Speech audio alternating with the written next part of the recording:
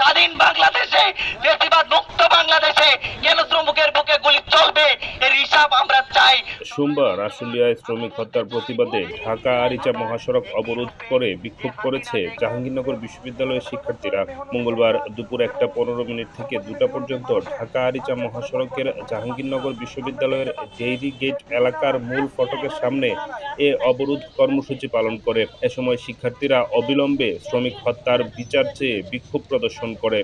যেই দেশ, যেই পোশাক শ্রমিকদের রক্তকে পানি করে যেই উৎপাদন হয়, যেই পোশাক তৈরি হয়, সেই পোশাক আপনি ইউরোপে, আমেরিকায় বিক্রি করে আপনি রেমিটেন্স দিয়ে আসেন, আপনার রাষ্ট্র পরিচালনা করেন, আপনি আর্মির পোশাক কেনেন, আপনি আর্মির গাড়ি কেনেন, আপনি পুলিশ চালান শ্রমিকের টাকায়।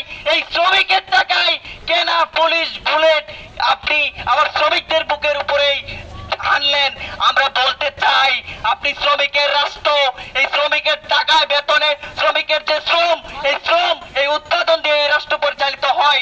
সুতরাং একবার এই শ্রমিকের গায়ে আঘাত করার আগে বারবার হিসাব করতে হবে। শ্রমজীবী মানুষের যে টাকায় আমরা আজকে এই বিশ্ববিদ্যালয়ে এই উচ্চশিক্ষা গ্রহণ করি, তাদের পাশে আমরা দাঁড়াবো কিনা, তাদের গুলিতে আমরা ব্যথিত হব কিনা, সেই প্রশ্ন আমাদের এই শিক্ষার্থীদের কাছে, আমার কাছে, আমার নিজের কাছে আমি রাখতে চাই। সংগ্রামী বন্ধুগণ,